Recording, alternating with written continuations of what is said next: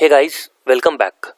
So till now we have been introduced to data structures and algorithm, whereby we saw what is data structure, what is algorithm, what is the difference between the two, why do we need to learn data structures and algorithm, why are the companies so interested in data structures and algorithms in interview process.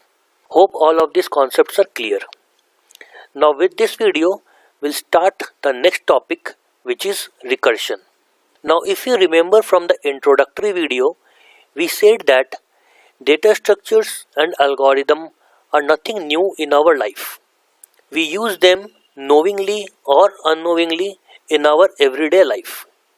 So let's try to understand this concept of recursion using a very simple everyday life scenario. So let's say it is a very big occasion in our life and we have received a gift from one of our friends. Now as obvious, we are going to open this gift box.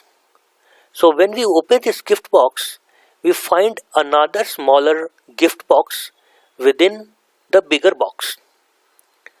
Now when we open the second gift box, we find another gift box within the second gift box. Similarly, we find another smaller gift box within box number 3 and then box number 4.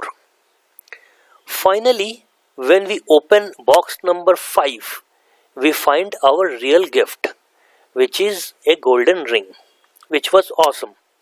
Now this situation of opening a gift box multiple times, is it equivalent to a recursion in data structure? Let's see. So when it comes to recursion, there are three basic properties that it follows. That is, first of all, we have a operation which is performed multiple times with different input. Now in case of our gift, we had this operation of opening this box. And we perform this operation of opening the gift box multiple times.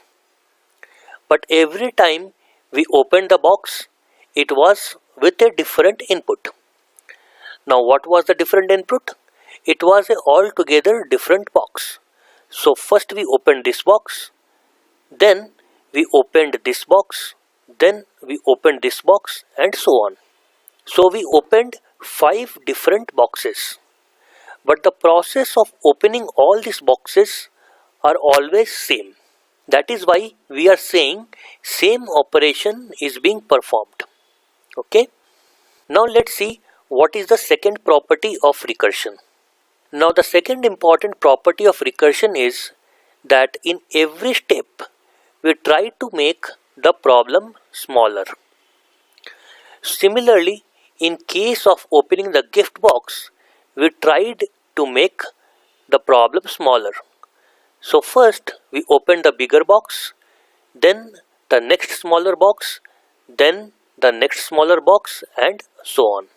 Now why we are making the problem smaller? Because that is the way we will find our final answer, which is rings in this case. Now let's see the last property of a recursion. So the final property of a recursion is we mandatorily need to give a base condition which tells the system when to stop the recursion. Now what is a base condition?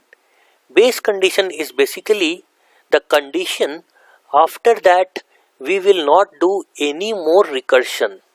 We will stop the recursion because we either would have found the answer or the answer does not exist. So in this case of a gift box, we opened first box, second box, third box, fourth box, fifth box, and at the 6th iteration we found our gift, which was ring. So we stopped the iteration on the 6th iteration. Now you might be wondering that what if we don't give a base condition? What is the problem? The problem is that in that case, how will the system know when to stop the recursion? Hence, in that case, we might end up in an infinite loop. So to avoid that condition, we should always have a base condition. Fine. So I hope you have understood the concept of recursion. Now let's see how does recursion looks like in data structures world. So here we have a binary search tree which is rooted at number 8, and we want to find out if number 4 is there in this tree or not. Now what is a binary search tree and what are the different operations that we can perform on binary search tree? We have talked about it in lot of details in the tree chapter. So in case if you have missed it, I will highly recommend please watch that video first and then come back to this video. Fine. So now let's quickly recap how do we find a value in a binary search tree. So the algorithm is simple. If the value that we are trying to find is equal to the value of the current node, in that case we return the current node and the method ends. Now in case the value that we are trying to find is less than the current value, then we go to the left subtree. On the other hand, if the value that we are trying to find is more than the current value, then we go to right subtree. Once we reach the subtree, then we again perform the same thing. That is, if the value that we are trying to find is less than the current value, go to left subtree, else go to the right subtree. Now once we reach the subtree again, we do the same thing. If the value is less, go to the left subtree. If the value is more, then go to the right subtree. So if you closely observe, we see a recursive thing over here. That is, every time the subtree changes, but the conditions or the formula remains the same, which is if the value is less, go to left. If the value is more, go to right. Now can we form a recursive formula or a method to find or search a value in this subtree? So yes, we can write a simple recursive method here. So the name of the method is search.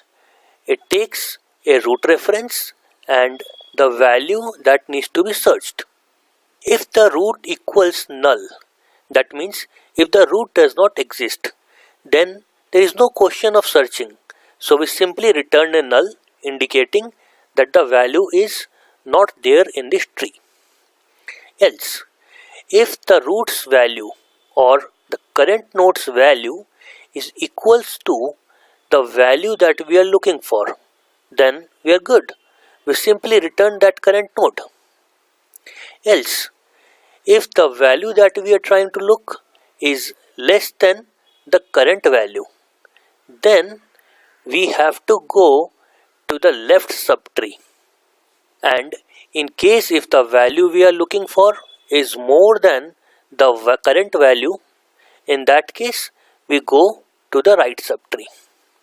So we see that we have used search operation twice in this method, which is nothing but a classical use of recursion.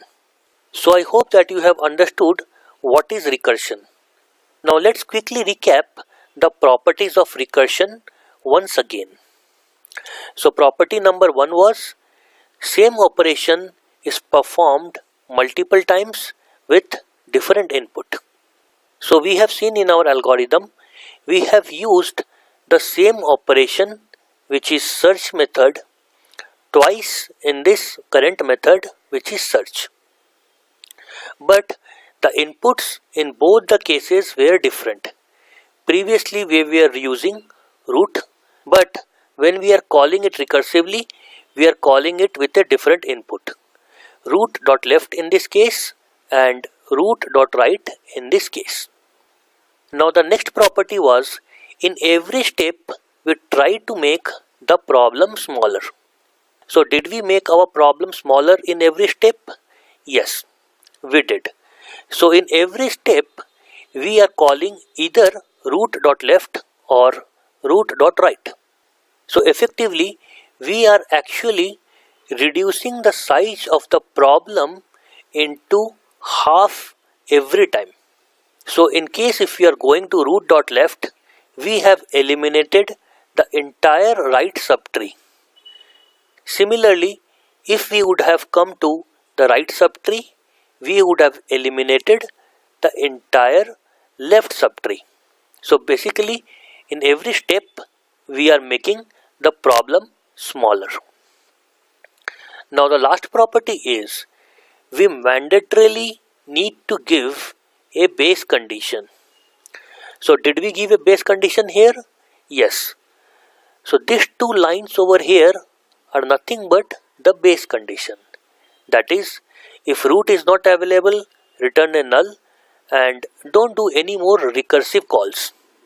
Or if the current value is equals to the value that we are trying to search, in that case return a root and don't do a recursive call.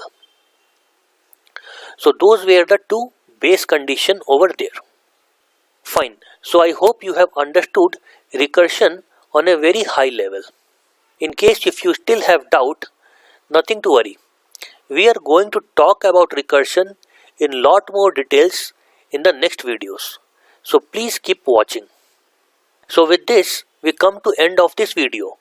In the next video, let's talk about why do we need to learn recursion? Is not a plain iterative method good enough? Let's talk about it in the next video. Thanks for your time. See you in the next video.